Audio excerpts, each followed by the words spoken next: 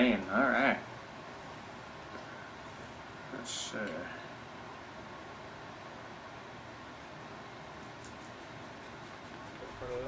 We're live. E3 is live.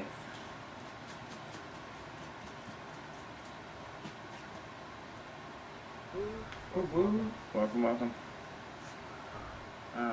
Okay, I'm just checking my stream. I got it on Window Catcher right now. I'm using a different webcam. It's actually a camcorder that seems to be working better for me. So, well, you would hear me if my mic. You would hear me if my mic was up. Anyways.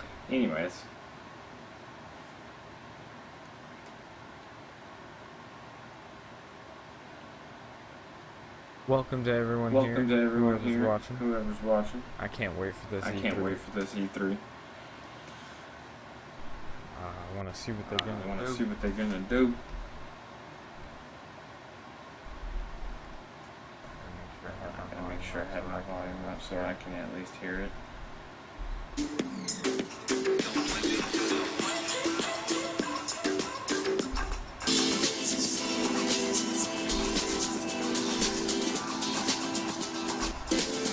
I don't know why the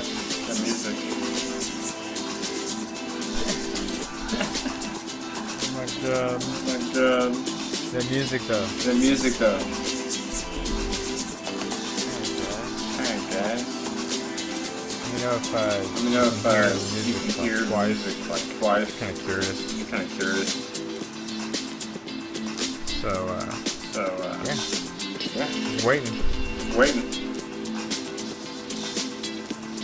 This is being covered over Xbox's live stream, so that's where I'm getting at. Waiting. Getting live reactions. See what everybody's thinking. What they think might happen. Who knows? Akuth Rhino, welcome. How's it going? What do y'all think? Think's gonna show up? Let me know. Write it in the comments. Let me know what you think of this. Camcorder as a webcam. The quality is a lot better. What you think?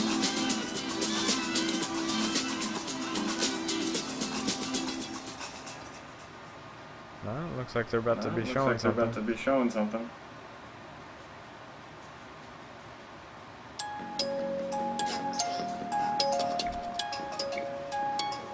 Gamers, we made it. It's been a year-long wait, but it is now officially that time of year again. E3 is here in downtown Los Angeles, and we're here in downtown Los Angeles, and we're live right now on YouTube. For the next 2 days, we're going to have 16 hours of streaming goodness for you guys. We're going to bring you non-stop coverage of the entire E3 show. We'll have the full press conferences, of course, amazing guests, developer interviews, exclusive first looks, demos, let's plays, world premieres. The list goes on and on. There are a lot of big video games about to be announced, and you'll see them all live here for the first time. So buckle up, strap in, and log on, because the gaming event you've been waiting for a year is finally officially here, and we're going to be your guide for all of it. I'm Jeff Keighley. This is YouTube Live at E3, and it all starts right now.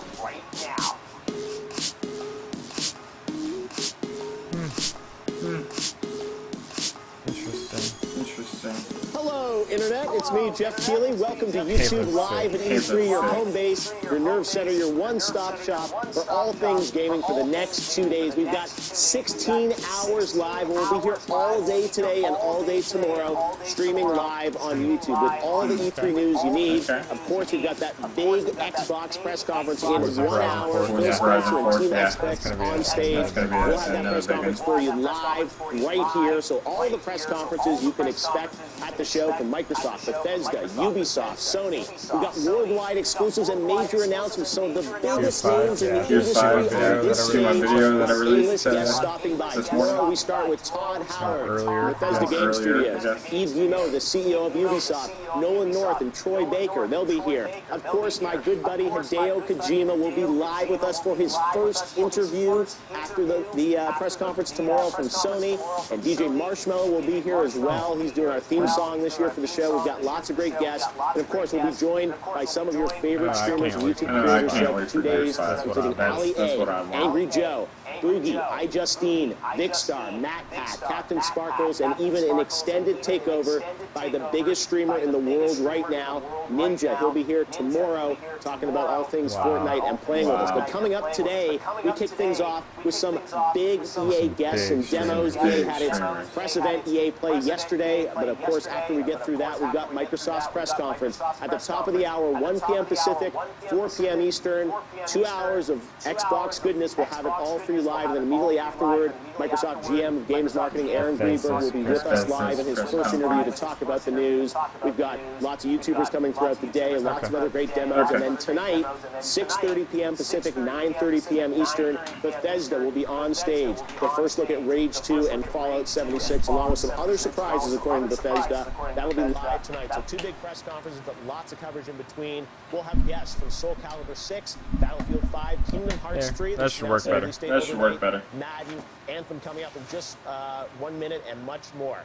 Now, closing out the night will be Bethesda's press conference, as I mentioned, and afterwards, we're also going to have the guys from Call of Duty Black Ops 4. Lord Bondahar will be here tonight to close out the show. So the day is going to be packed with lots of E3 coverage. We know there are lots of options about where you guys can watch E3, and we thank you for watching it right here on YouTube. We'll be back here live tomorrow starting at 12 p.m. Pacific, 3 p.m. Eastern, and we'll have Ubisoft's press conference, and we'll also, of course, have some amazing interviews. And then at 6 p.m. tomorrow, it's the PlayStation press conference. Death Stranding, Ghost of Tsushima, The Last of Us Part 2, Marvel's Spider-Man. They'll all be with us live here on YouTube. And we've got lots of in-depth interviews about what you want to see. So throughout both days, we'll be monitoring the social media buzz to find out what you're talking about. Welcome. How's it going? Hashtag with your reactions, questions, and our guests. Anything that's on your mind, we're going to bring it to them. YouTube E3, that's the hashtag. And we'll actually might put your tweet or your message up on our show throughout it. You can also chat, of course, in YouTube chat and use YouTube Super Chat as well to get your message featured. So lots of great stuff over the 2 days. But let's get right into the games, because we've got some really special guests coming up today. That's a look at some of the YouTube comments. Into the goats.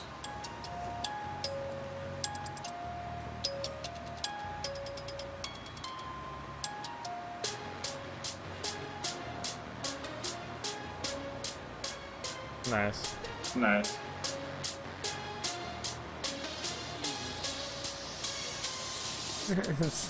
Favorite holiday. Favorite holiday.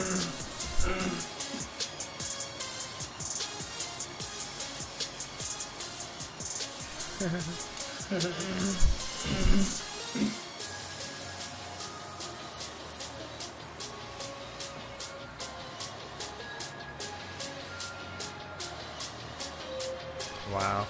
Wow. Jealous. Jealous.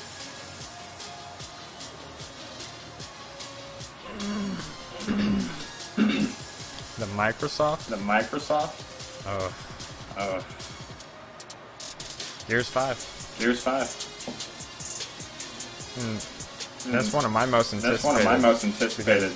Because Gears to me. Huge to me. So I've always wanted to do the Gears thing. I've always wanted to do the Gears thing.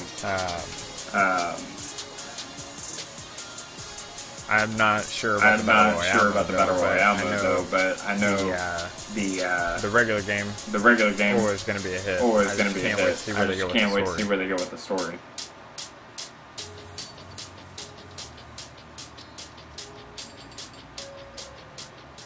All right, that song you just heard was the latest track from Marshmello, Tell Me, and tune in tomorrow when he will be here joining us live in person in the show. He's going to be playing Fortnite with Ninja.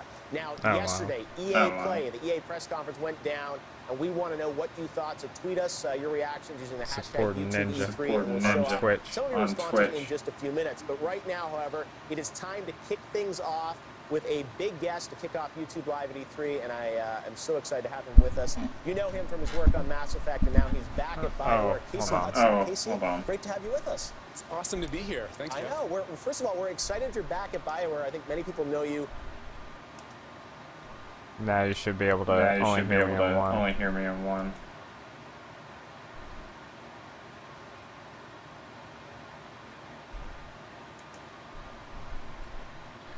There, you should be able to hear me. You should be able to hear me.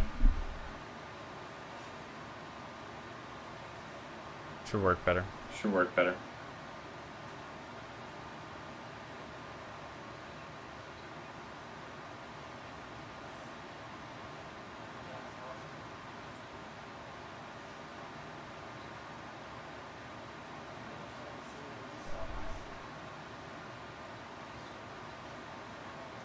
Is that better?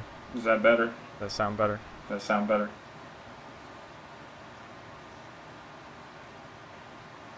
Ah.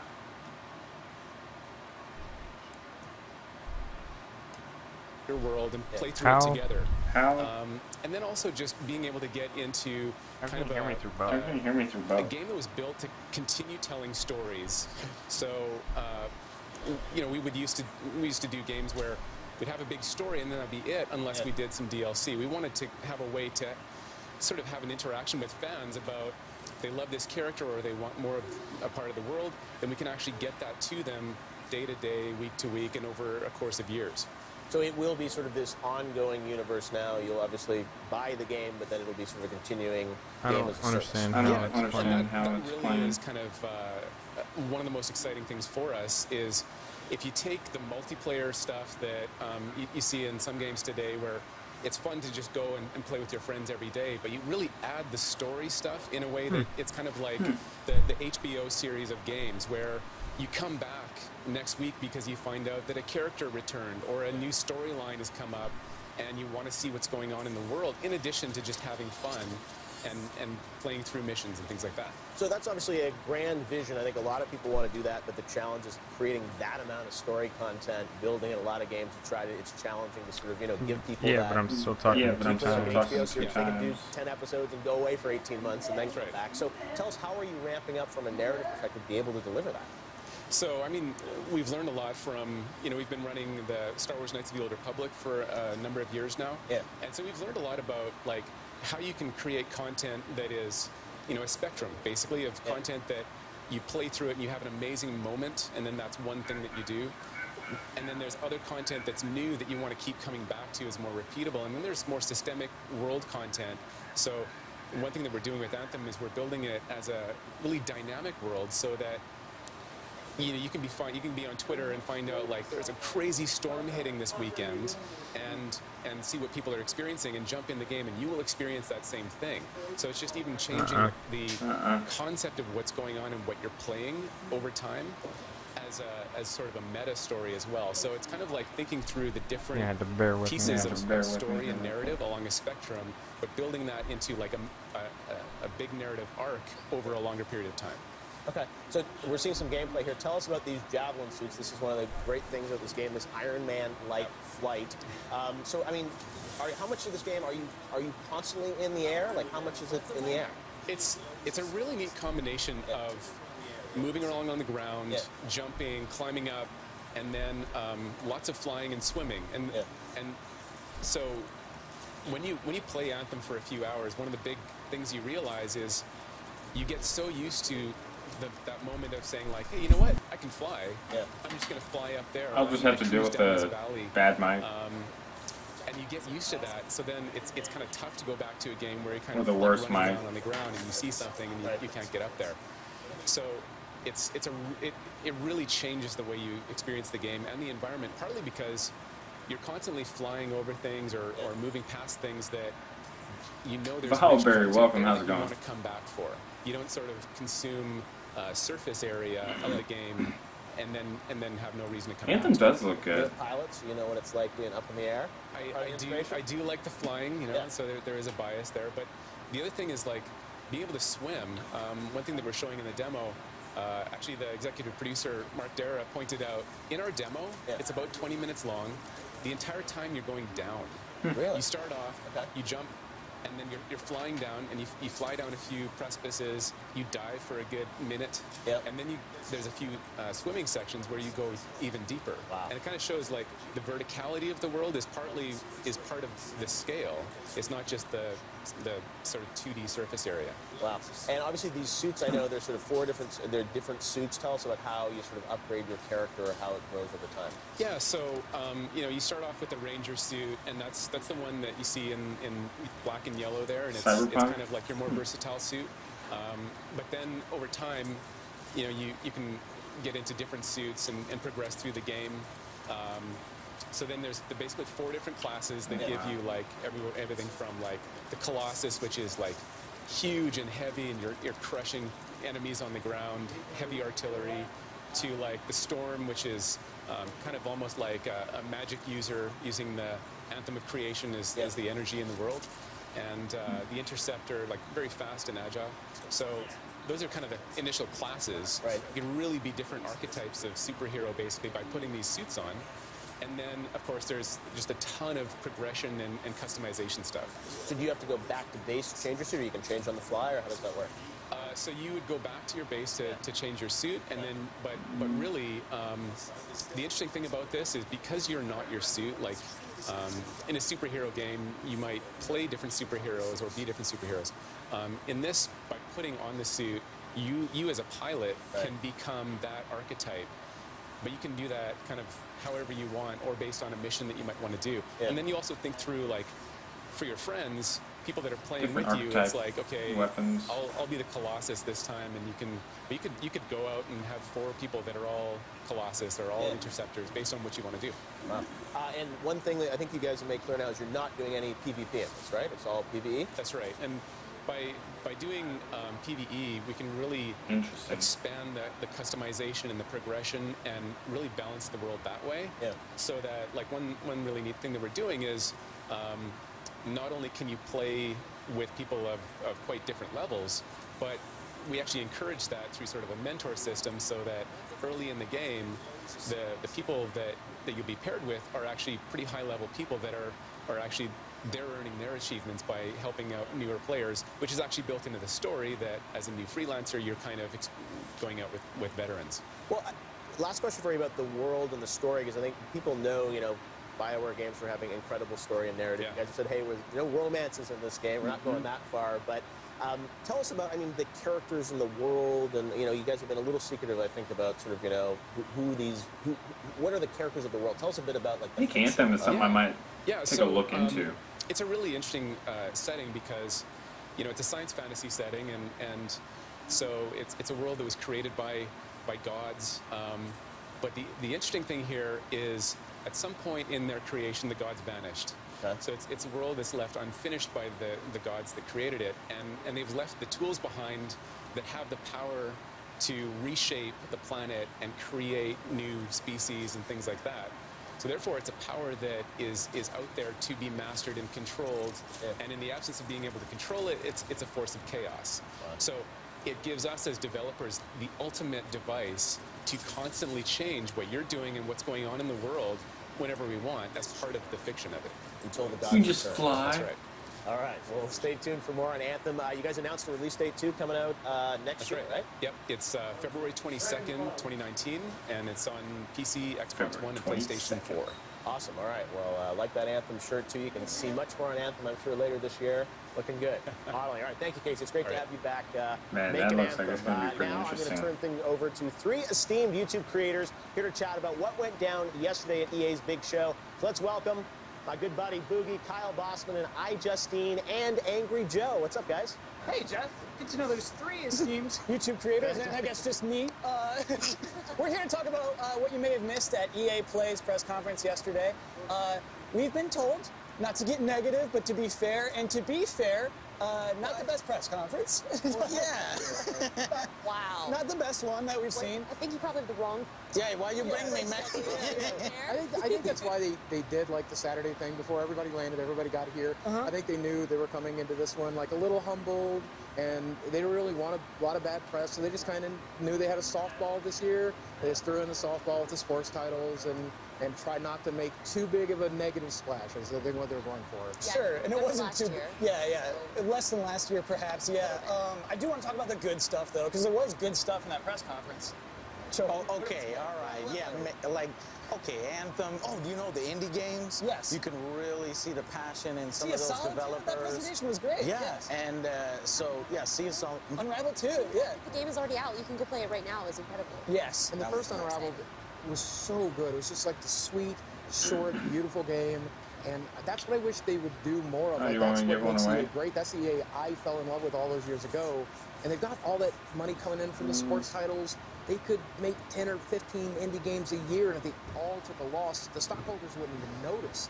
And that's what we really appreciate with EA. Yeah. Like Sea of Solitude, A Way Out was such a fun, interesting experiment. Yeah, Okay. and it was a huge success too. This EA Indie Showcase Next or time- whatever it's called, I heard something. I don't know if it's true that all the Next time they profits say from that EA YouTube, doesn't really collect. first all one to that. say It winner. goes to the indie developers. So I was really surprised on that, and I can give them some claps for that. There's some good. Yeah. There's some good there, yeah. They're giving a bigger stage to these lesser known and indie games, so that's positive. I like that Unravel 2 had a live gameplay demo. Like, I thought that time was over. People on a stage playing the game live. Like, we even saw a debug menu that we probably shouldn't have seen for a second. Like, I love that. That's dangerous. Yeah, You know, that's cool. That's what it's gamers. about. And I just miss like playing fun co-op games like that. That are not just these crazy like over-the-top things. Things that are just fun that you can play with your friends and just have a good time. Two Just little what young gaming is people. all about. Yeah. I mean, we just heard from Casey Hudson about Anthem, but Boogie, you said you got to talk about some Anthem stuff, yeah? I did, and so I up to this point have just been calling it. It looks like they had dipped into the Destiny well as a resource. But I talked to one of the developers today, and he's like, we were in development before Destiny was a thing, before we even knew what that game was going to be like. And I'm like, Days why are is it Dreaming, taking more of a welcome. more How's it going? traditional RPG with more traditional RPG elements? And he goes, well, think along that lines, but we wanted to bring multiplayer into it so that you could share that world with them. And he told me some things I believe to be in confidence, so I'm not going to repeat them here. I'll let them control their own message. just say But those things. it Say gave them me live. so much hope that this game is going to be very different than I think it's going to be.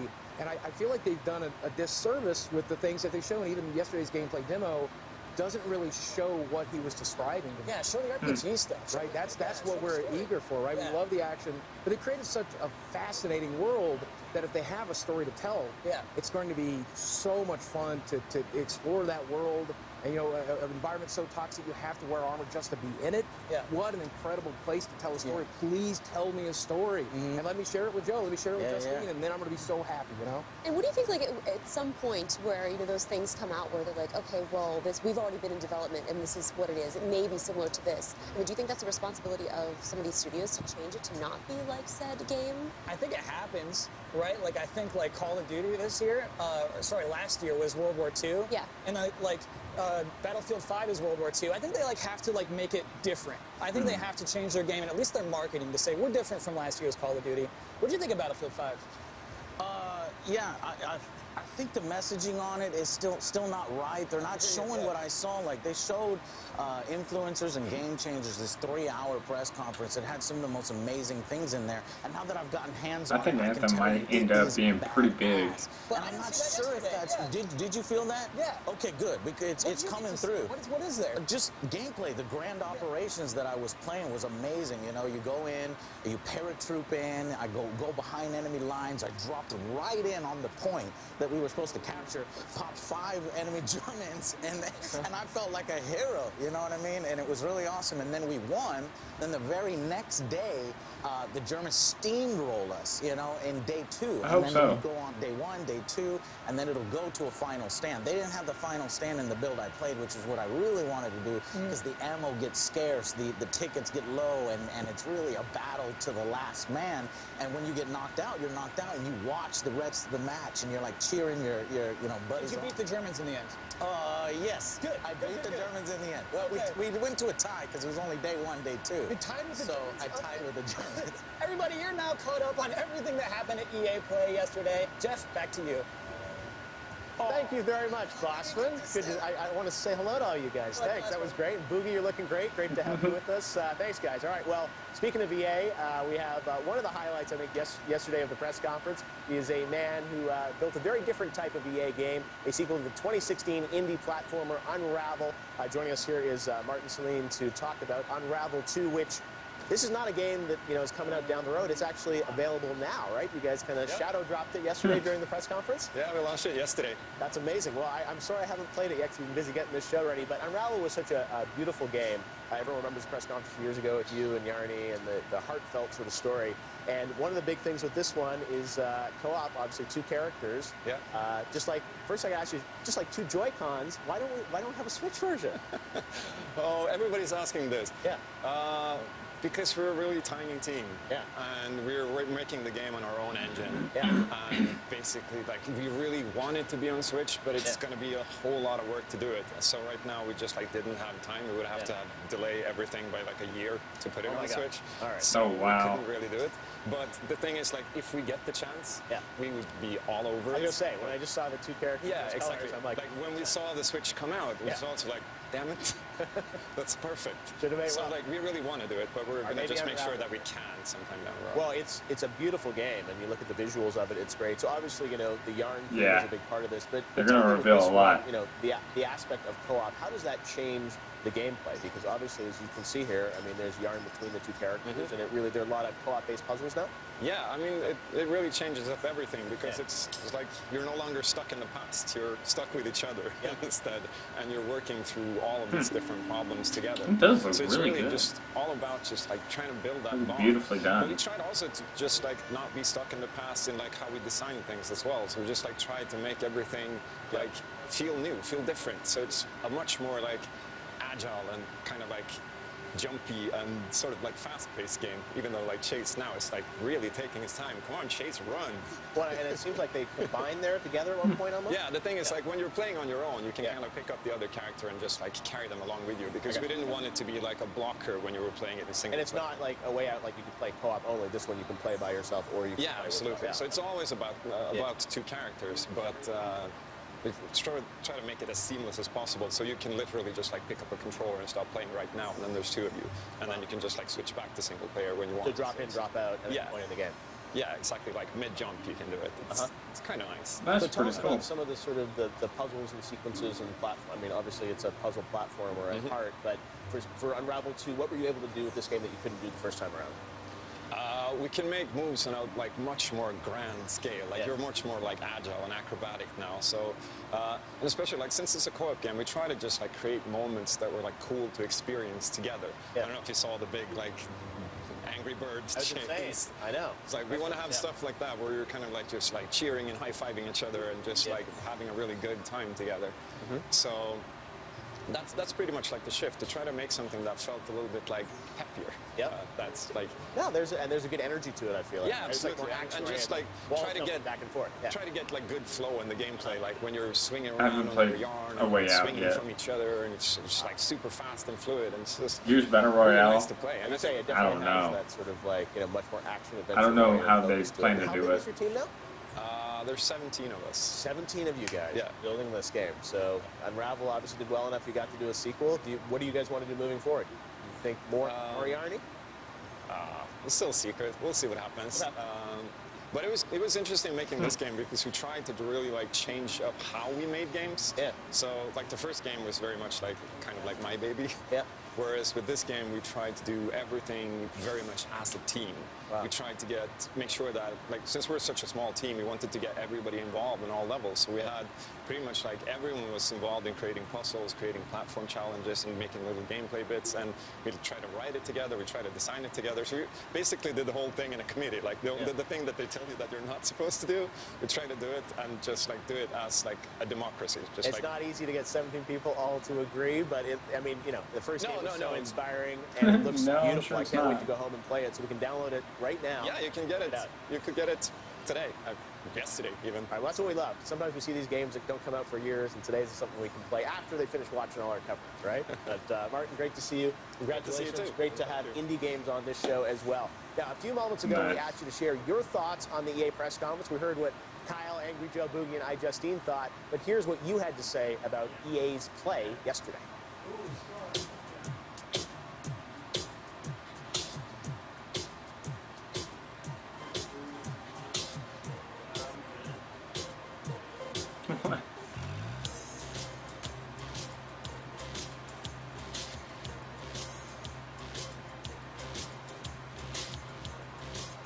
Time for the EA Play event.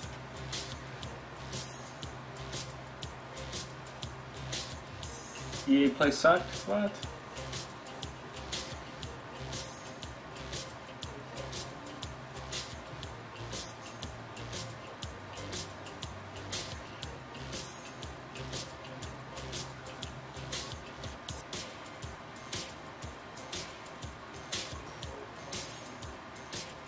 This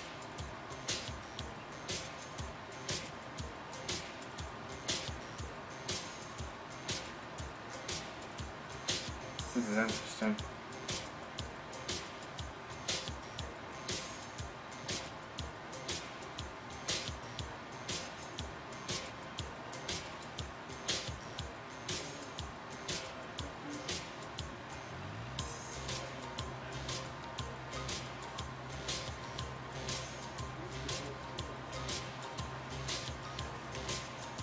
I don't know, I think Gears of War 5, the Battle Royale mode, I think it's going to be very intriguing. That was EA Play yesterday, and of course, Microsoft has a press conference of their own coming up. That's at the top of the hour, and it's just over a half hour away. So tweet us with YouTube E3 and let us know what you want to see from Xbox. They need to step up this year, do some great stuff, and I got to say, they've said they have 15 games they're going to announce in the press conference, both from third parties and first parties. So we'll see what Microsoft has to share, but it's going to be a very big show. And the opening, the first game that they've got, is something I'm really, really excited about. We'll be talking a lot more about that after the press conference. Well, let's go back to EA now. With me now is Cam Weber, who is the EVP and Group GM over at EA Sports. From Madden to FIFA to NBA Live, he's going to break down all the upcoming EA Sports titles. Cam, you guys had a big show yesterday. And, sports, it's one of those tough games at E3 because, people kind of know they're coming, right? So it's not shocking news that there's a new FIFA or Madden. But I will say EA Sports, you guys have really been pushing in some interesting directions over the past couple of years. Let's start with Madden. You guys introduced Longshot last year, which I thought was a really powerful, cool, story-based experience in that game. And I guess the big news is Longshot is back again this year, right? Yes, absolutely. Our players loved Longshot. It was a very heartfelt story. It took some risks. Yep.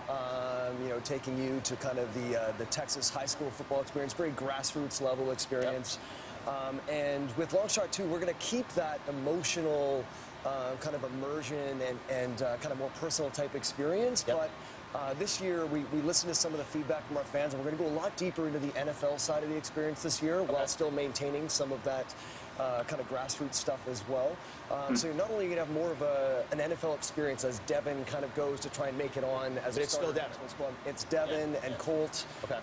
And you will go through an NFL experience. You'll get a lot more gameplay. We're going to have a lot more 11v11 kind of Madden gameplay. I think there's 4 times as much actual football gameplay in this mode compared to last year. So that's based on a lot of feedback from our fans. So I think it's going to bring kind of the best of both worlds between that emotional experience and the NFL. That's interesting. Really, kind of great cutscenes and story, and Mahershala Ali had those great actors last year, so we'll see that same cinematic aspect to it as well. Absolutely. Yeah. And big news, Madden coming to PC. Peter Moore, who used to run EA Sports, would always talk about how the fans from Madden PC would always come after him asking for it. It's been many years. Right? Yeah, it's been almost 10 years. Wow. So, a changing marketplace and lots of opportunity. They're also bringing Madden over to the Frostbite Halo 6 would be awesome. Yeah. I really hope they do that. A lot of opportunity from a technical standpoint. Be right back, guys. Driven engine. We have a PC build up and running in development, and so really exciting. It looks amazing on the PC. It plays well, and I can't wait for our fans to get a chance to play it on PC again after a long way out. All right. Let's talk FIFA, Champions League. Lots of excitement yesterday around what you guys were sharing with FIFA. Tell us, that game, if you play FIFA and people around the world do, it's an incredible phenomenon what you guys have built, the business around FIFA. Tell us about FIFA 19. What can we expect? Yeah, so the big story is Champions League, of course, and it's a license that we haven't had for a while, and it's something our fans have been asking for, and we're so excited to bring it. And we're not just bringing kind of a surface layer of the Champions League. Champions League is going to permeate every major mode of the game, from a standalone tournament experience that you're going to be able to go in and play through the tournament. You can customize the teams you want from European clubs to kind of customize the tournament for yourself. Champions League is going to be integrated into the manager mode as well, so all of the various leagues and licenses that come from our Use for Life license will be present in manager mode, so it brings that extra authenticity and depth. And even playing as Alex Hunter in the Journey 3, you're going to pursue Champions League greatness as Alex Hunter as well. So, from that to Ultimate Team to brand new and authentic custom presentation just built around Champions League. it's really going to be a deep implementation that our fans are going to get everything they wanted. And Peter Moore going to be in the game this year? No, Peter's not going to be in the game this Eventually, year. it's got to happen, yes, right? Yes, right?